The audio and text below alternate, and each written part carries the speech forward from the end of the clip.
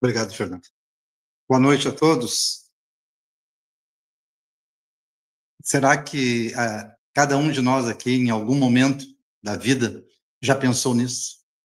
A vida no além. O que acontece? Existe um além? Se existe, o que nos aguarda?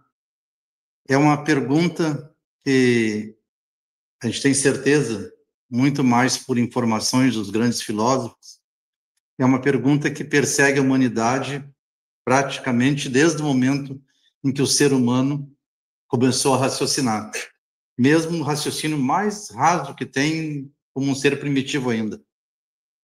Alguns antropólogos dizem que as primeiras cerimônias de sepultamento que a humanidade praticou, e já tem algumas já datadas de 60 mil anos atrás, eles afirmam que quando o ser humano começou a criar a prática de sepultar os seus companheiros que morriam, é porque eles já imaginavam que teria que haver uma continuidade da vida, mesmo com aquele corpo morrendo. Como há 60 mil anos, a gente não sabe ainda. Mas a doutrina espírita, ela nos oferece algumas informações a respeito disso. E a base do que eu quero conversar com vocês hoje a respeito dessa vida no além é uma parte bem pequenininha deste livro, escrito em 1908, por Leon Denis. Leon Denis foi, como menino ainda, conheceu Kardec e todos aqueles companheiros deles que estruturaram o que nós conhecemos hoje como doutrina espírita. E o Leon Denis, uma capacidade muito acentuada de filosoficamente fazer as investigações a respeito da vida e das consequências das nossas atitudes perante a vida. Então ele escreve esse livro, que tem um título intrigante, às vezes pouco assustador, mas que nos oferece pistas fantásticas para o nosso próprio entendimento. O livro se chama O Problema do Ser, ou seja, de cada um de nós, do destino e da dor.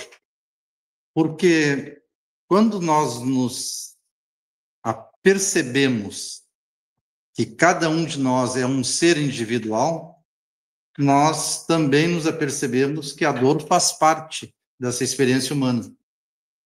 E se nós existimos, temos dor física, dor moral, todas as espécies possíveis, também nos intriga. Qual é o nosso destino, afinal de contas? São questões que a doutrina espírita se propõe a resolver, e eu me atrevo a dizer que ela nos oferece as respostas necessárias para que cada um, depois de compreendendo as respostas que a doutrina espírita nos oferece, cada um estabeleça o seu próprio padrão de comportamento. Mas eu vou me permitir ler algumas partes, pequenas frases que o Leon Denis escreve neste livro aqui, que vai induzindo a gente a pensar a respeito. Ele diz o seguinte: uma dolorosa observação surpreende o pensador no ocaso da vida. Aquele já, em 1908, ele já tinha uma idade mais avançada para a época, né? Ele continua dizendo: resulta também mais pungente das impressões sentidas no seu giro pelo espaço, ou seja, o ser humano vivendo no universo. Reconhece ele, então, que se o ensino ministrado pelas instituições humanas em geral, religiões, escolas, universidade, nos faz conhecer muitas coisas supérfluas, em compensação, quase nada ensina do que mais precisamos conhecer para o encaminhamento da existência terrestre e preparação para o além. Aqueles a quem incumbe a alta missão de esclarecer e guiar a alma humana parecem ignorar a sua natureza e os seus verdadeiros destinos. Nos meios universitários, reina ainda completa incerteza sobre a solução do mais importante problema com que o homem jamais se defronta em sua passagem pela Terra. Essa incerteza se reflete em todo o ensino. A maior parte dos professores e pedagogos afasta sistematicamente de suas lições tudo que se refere ao problema da vida, às questões de termo e finalidade dela própria. A mesma impotência, encontramos nos sacerdotes. Por suas afirmações, despidas de provas, apenas conseguem comunicar às almas que lhes estão confiadas uma crença que hoje já não corresponde às regras de uma crítica sã, nem às exigências da razão.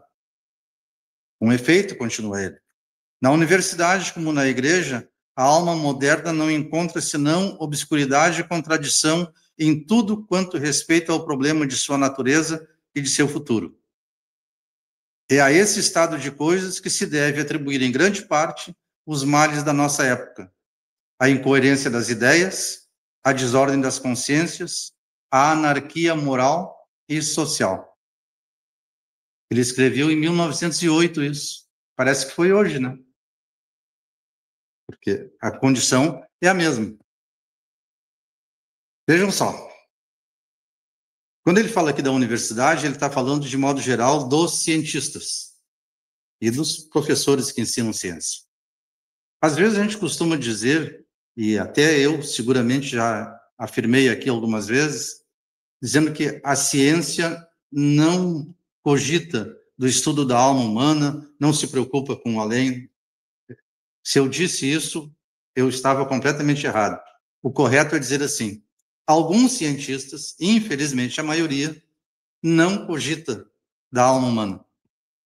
A grande maioria dos cientistas se preocupa com o mundo físico e tratam exclusivamente das questões físicas, das questões da matéria. Ignora o ser humano na sua essência espiritual.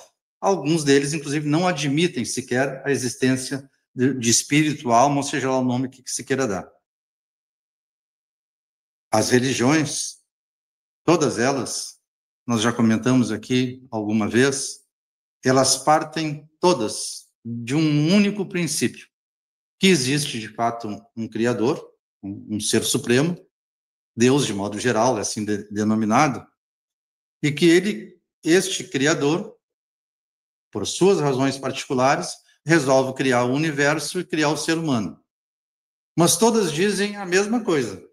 Deus criou o ser humano perfeito e o ser humano, porque resolve, mesmo sendo perfeito, resolveu em algum momento descumprir alguns dos mandamentos daquele Deus, ele passa a sofrer no mundo físico, que é o nosso caso aqui. Para todos nós que somos aqui do Brasil, e de modo geral, cada um de nós deve ter tido alguma orientação religiosa cristã, eu lembro o mito de Adão e Eva, né? Adão e Eva foram criados no paraíso. Descumpriram uma ordem da historinha da maçã, aquela. Então, eles são expulsos do paraíso e aí passam a viver no mundo físico, sofrendo fisicamente e sendo mortais. A esperança que as religiões todas nos dão é de que, se o ser humano passar por esta existência, cumprindo aquelas normas que cada uma das religiões estabelece, aqueles princípios que ela diz que são importantes, ele pode chegar ao final dessa vida indo para o além, sabe-se lá que além é este, né? Ele vai ser recompensado com uma ida para um paraíso ou vai ser punido para um inferno, para um lugar de dor e sofrimento. Então, nós temos já aí a segunda posição, né? A maior parte dos cientistas ignora este assunto e as religiões só nos dão essa resposta. Não dizem, não explicam de modo algum por que nós somos todos tão diferentes e por que cada um, ao longo de sua vida, de acordo com as suas atitudes, ele praticando sempre o bem, mas deslizando em algum momento para uma prática do mal, o que acontece com ele? Fez o bem a vida inteira, mas em um determinado momento praticou o mal, então não merece mais o paraíso. O que vai acontecer com ele? Também não merece o sofrimento do inferno, porque, afinal de contas, praticou muito bem. Questões que a religião, todas elas, ficam perdidas nesse aspecto. As igrejas não sabem o que responder, a não ser nos dizendo o que dizem há milênios. A fé é importante. Acredita que tudo dá certo. A filosofia, que é a prática do ser humano de pensar a respeito de si próprio, né? As questões fundamentais do ser humano, quem eu sou, de onde eu vim, para onde eu vou. A filosofia está até hoje presa ou a um preceito religioso ou a um preceito vinculado à prática científica, também não nos oferece respostas. Nós temos no mundo milhões de sistemas filosóficos, porque a filosofia tem esse aspecto, né? Cada filósofo cria o seu sistema e pode encontrar suas interpretações. Então, nenhum encontrou a resposta suficiente. Nos anos 1850, esta condição da humanidade começou a mudar, porque já havia uma prática lá na França, nos anos 1800 em diante, e foi desenvolvido um sistema científico e filosófico que chamou-se, na época, de espiritualismo racional. Foi uma linha de pesquisa científica do campo da filosofia e voltada também ao campo da educação, a pedagogia, de que partia do princípio que o ser humano, cada um de nós, é um espírito vivendo no corpo. Então, estabeleceram várias formas de investigar tudo isso, chegaram à conclusão, de modo geral, de que o mais importante, a mais importante ação do ser humano era desenvolver um método de educação para as pessoas, de tal modo que cada ser humano compreendesse a sua vida, a sua finalidade na vida e se programasse para uma vida futura. Porque se o ser humano é uma alma encarnada, a alma não morre, por definição, então ela precisa ter uma vida depois da morte do corpo, e a educação é que prepararia o indivíduo para isso. Neste ambiente, Kardec, um professor francês, de nomeada, com vários títulos, começa a investigar o que foi conhecido na ocasião como manifestações físicas de espíritos. É uma história que um outro dia a gente pode comentar mais detalhadamente este processo, mas foi um processo onde o professor Rivail, que depois adota o nome de Allan Kardec, ele começa a manter diálogos com inteligências fora do corpo, que se manifestavam autonomamente ou através de outras pessoas, dizendo cada um deles: eu sou um espírito, eu sou um indivíduo que já vivia aí na França, na Alemanha, na Rússia, em 50 países do mundo, houveram comunicações desse tipo, e eles indicavam quem tinham sido e davam informações. O professor Rivail, quando descobre tudo isso, ele diz: esta investigação precisa ser feita, porque eles vão nos contar o que é a vida no além.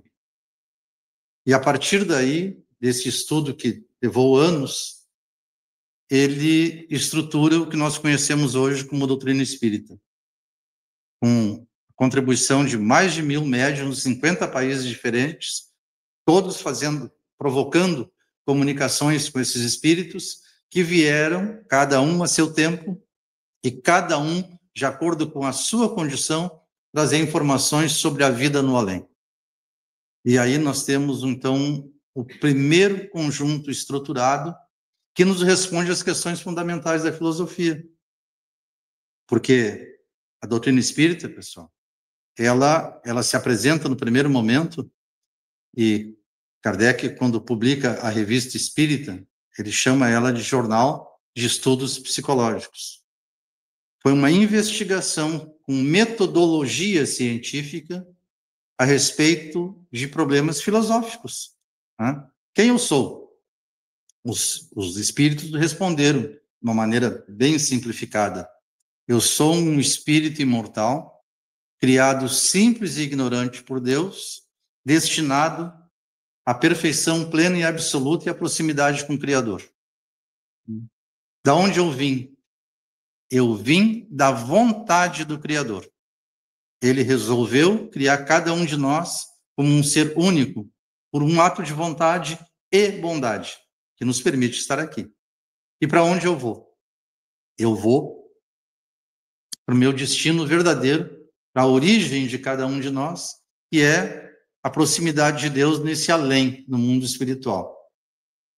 No desenvolvimento dessas pesquisas, esses espíritos disseram a Kardec que Deus, Criador do universo, a inteligência suprema, a causa primária de todas as coisas, quando ele resolveu criar o universo, ele cria dois elementos no universo. O elemento material, a matéria que nós vimos, nosso corpo, esse universo todo que nós vivemos, nosso mundo, etc. Mas cria também o que ele chamou de elemento espiritual, que somos cada um de nós. Seres inteligentes, mas de origem espiritual. Então, nós vivemos, e Leon Denis diz isso aqui com muita clareza, né, ao longo do livro, especialmente nesse capítulo, onde ele trata do problema do ser, no capítulo sobre a vida no além. Diz, o ser humano, ele vive em dois mundos, ele chama de mundos. Pelo corpo físico, ele está ligado ao mundo visível, esse é o nosso mundo material. Pelo corpo fluídico, pelo perispírito, que é a veste do espírito, ele está vinculado a um mundo invisível. Hoje nós temos uma definição melhor, né? Nós estamos aqui no ambiente físico, vivendo num mundo de 3 dimensões, que nós podemos identificar em tudo. Todo objeto, não importa a forma, tem 3 dimensões para nós: altura, profundidade e largura. Tudo. As 3 dimensões que definem o mundo físico. Mas eles nos dizem também que existe uma outra dimensão que nós não enxergamos, não percebemos quem está nela, que é a dimensão espiritual. E é para lá que cada um de nós irá quando terminar o tempo de utilidade do corpo que vestimos hoje. Tudo bem, nós vamos para um outro ambiente, uma outra dimensão, para a dimensão espiritual. Mas o que acontece lá? O que nós vamos fazer lá? Como é que nós vamos nos situar nesta nova condição? Conversava antes dessa nossa reunião aqui, imaginem o seguinte, né? Se nós, por um passe de mágica, conseguíssemos ir lá no meio da Amazônia e pegar um daqueles índios que são lá completamente brutos, né? Só naquela cultura primária deles, e trouxesse ele para cá para passar um dia aqui conosco, né? Ele ia ficar completamente perdido, porque ele não tem nem vocabulário para dizer o que é isso aqui, como é que nós somos, que tem tantas pessoas diferentes, falando diferentes, cada uma se vestindo de um modo diferente, ele ia ficar completamente perdido. Será que é isso que nós queremos para nós, quando nós formos para esse outro lugar, digamos assim, essa outra dimensão do mundo espiritual? O que nos espera lá? De novo, as religiões, que foram as únicas que se preocuparam efetivamente com isso, elas nos dizem que, de modo geral, assim, de maneira bem simplificada, de que nós vamos para este além, um lugar desconhecido, e lá seremos submetidos a um julgamento pelo Criador. Tá?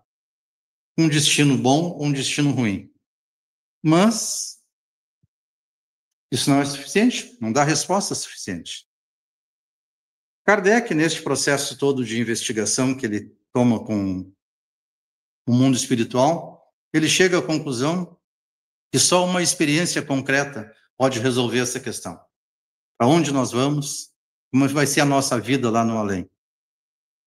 Ele diz o seguinte, a Leon Denis, tratando desse assunto, diz o seguinte: tratava-se a necessidade de estudar no homem atual o que o pode esclarecer sobre o homem futuro.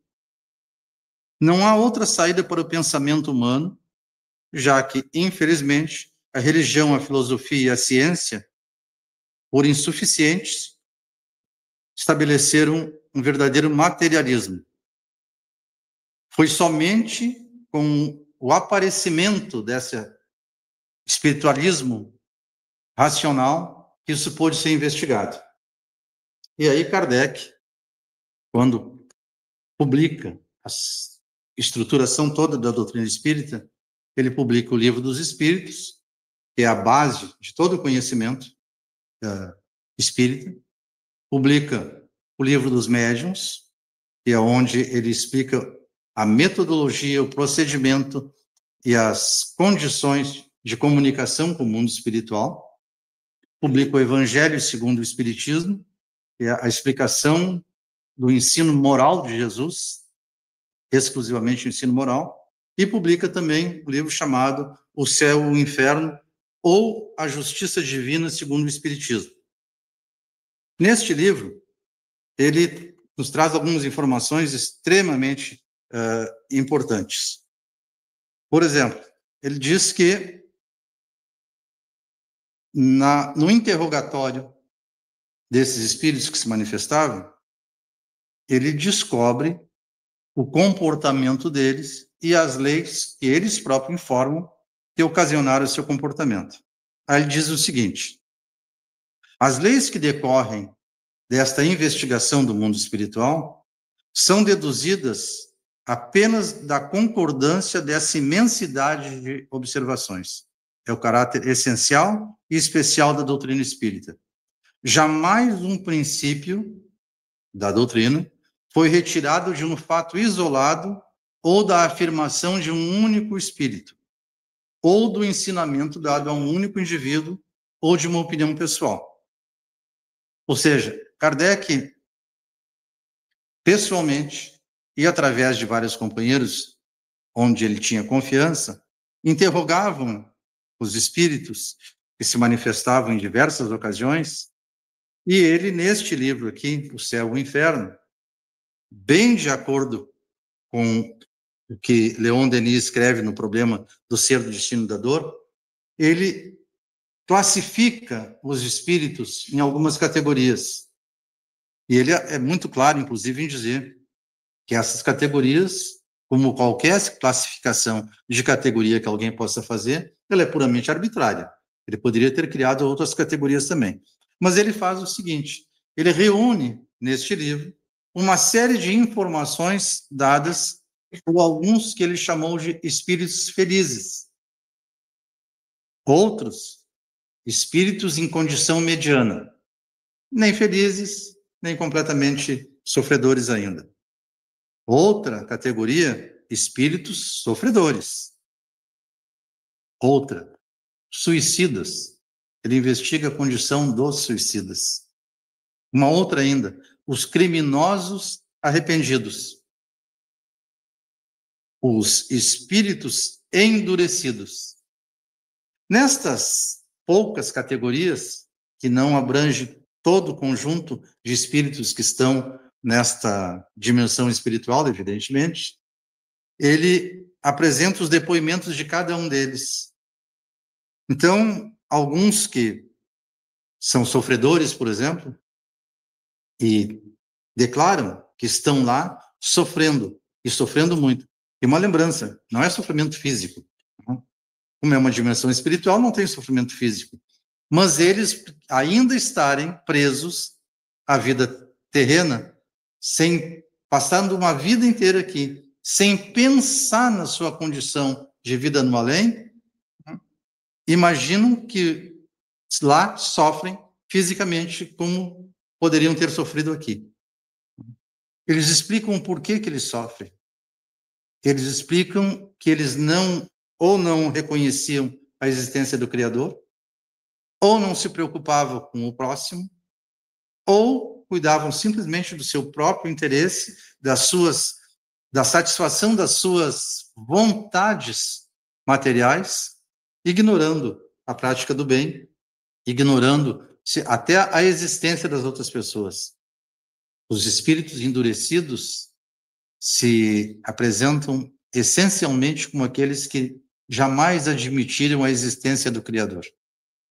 E lá, eles ainda continuam negando tanto a existência do Criador quanto a amorosidade de Jesus, que é um espírito exatamente igual a nós, criado da mesma forma, só que mais rapidamente subiu neste caminho de ascensão, se aproximando mais do Criador. Os espíritos felizes, que ele investiga aqui, e vários deles têm, acho que uns 20 depoimentos diferentes, todos eles falam a mesma coisa na essência. Reconhecem a existência do Criador, reconhecem a excelência dos ensinos de Jesus e dizem que entenderam já em vida que o caminho da felicidade é colaborar com a humanidade em tudo que for possível. Ou seja, não adianta ser egoísta se quer ser um espírito feliz nesta vida do além. A razão fundamental da nossa existência aqui é sim preparar a nossa vida no além, não a próxima, as próximas, porque durante um tempo variado para cada um de nós, mas impossível de ser medido para cada um também, cada um de nós já teve um número desconhecido, mas seguramente muito grande, talvez imenso, de encarnações anteriores, e teremos outras tantas, porque no estudo deste livro, da condição desses espíritos, nós chegamos a uma conclusão perfeita, que muito bem desenvolvida por Leon Denis, nesse livro dele. Nós não viramos anjinho quando morremos. Nenhum de nós. Nós saímos desta vida aqui, da condição onde estamos, e chegamos lá no além, exatamente como nós somos agora. Legal isso, né? Mas também é assustador, porque basta ver conversa em velório, né? O fulano ou a fulana é maravilhoso. Depois que morreu, vira santo. Né? Eles dizem que não. Nós terminamos a existência aqui, neste mundo físico, e adentramos a dimensão espiritual exatamente como nós somos. Se vocês me permitem, eu vou contar um caso contado por um amigo meu, então, de pessoa de confiança. Ele disse que o pai dele faleceu e, passado um tempo, ele é espírita, passado um tempo, uma amiga dele, que frequenta um centro espírita, disse para ele: fulano, eu recebi lá no centro espírita uma mensagem do teu pai. Ele está preocupado contigo, te mandou um abraço, etc. E contou, né, a mensagem que ele ia dar. Ele pegou e disse assim: é exatamente essa mensagem? É. Quantos palavrões tinha na mensagem que tu não me disse agora? Eu disse: não, nenhum. Eu disse: então não é meu pai. Porque o meu pai, cada 10 palavras que ele dizia, 7 ou 8 eram palavrões.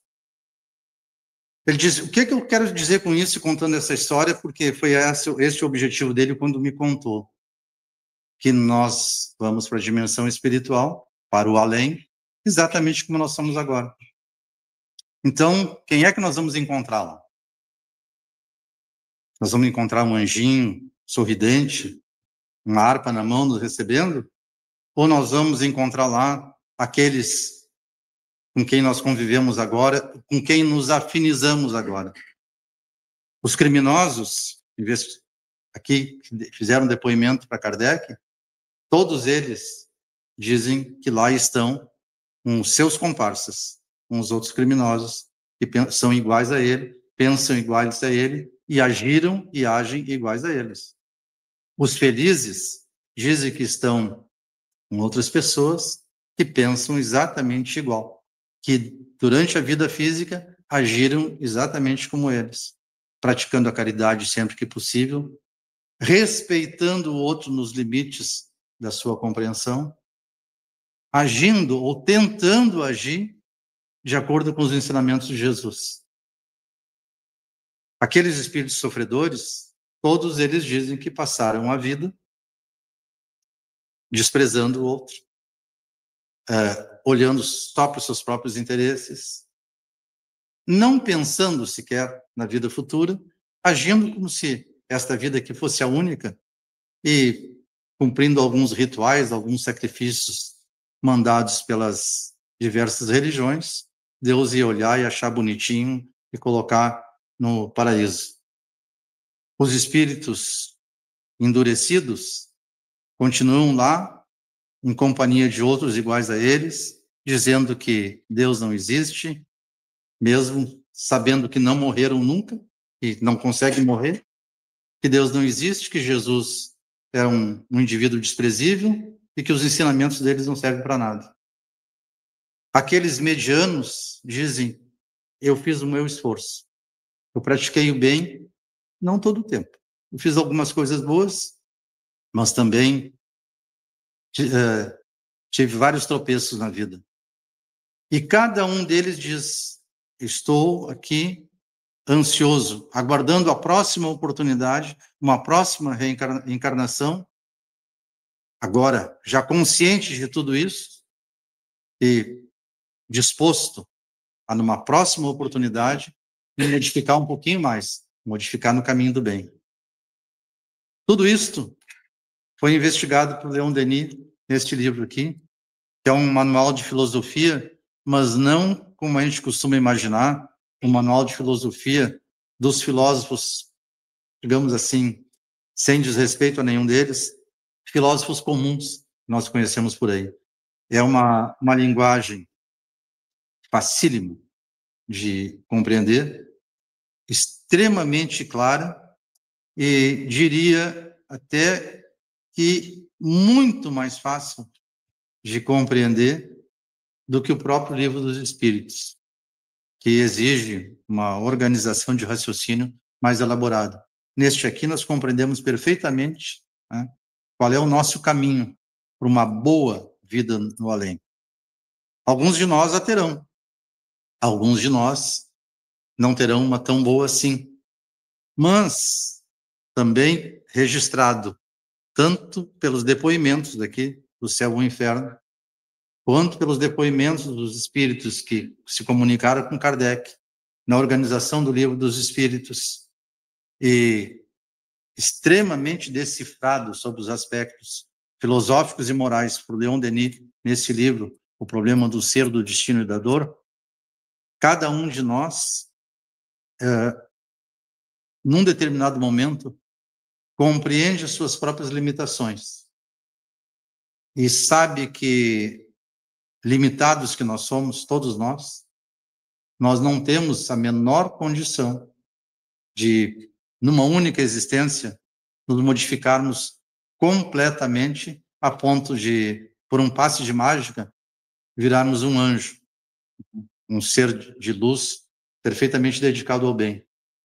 Nós, vivendo no corpo físico como vivemos agora, a maior parte do tempo, nós, talvez por incúria, por falta de hábito de pensar no nosso próprio destino, falta de orientação, como Leon Denis diz, né? A igreja, a religião, a escola, a universidade, a ciência, de modo geral, nunca nos esclareceram completamente que a vida no além que nós teremos, cada um de nós, ela é preparada aqui, agora, em cada dia. Aquilo que nós fazemos, praticamos, pensamos, agimos ao longo desta existência é que vai significar a nossa vida lá na dimensão espiritual. Por um tempo, que também é impossível de medir para cada um de nós, mas vai ser uma condição temporária, porque nós vamos ficar nessa dimensão algum tempo, o tempo suficiente para avaliar nosso próprio desempenho nesta existência, avaliar a nossa disposição e aí programar a próxima encarnação. E nesta próxima, ao final dela, também não viraremos anjos, mas estaremos numa condição um pouco melhor.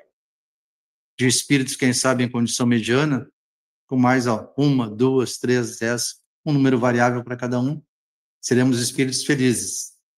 Até que num determinado momento, não para nossa surpresa, mas graças aos nossos esforços, sequer necessitaremos de reencarnações, porque já estaremos numa condição espiritual muito, muito, muito melhor do que possamos imaginar agora.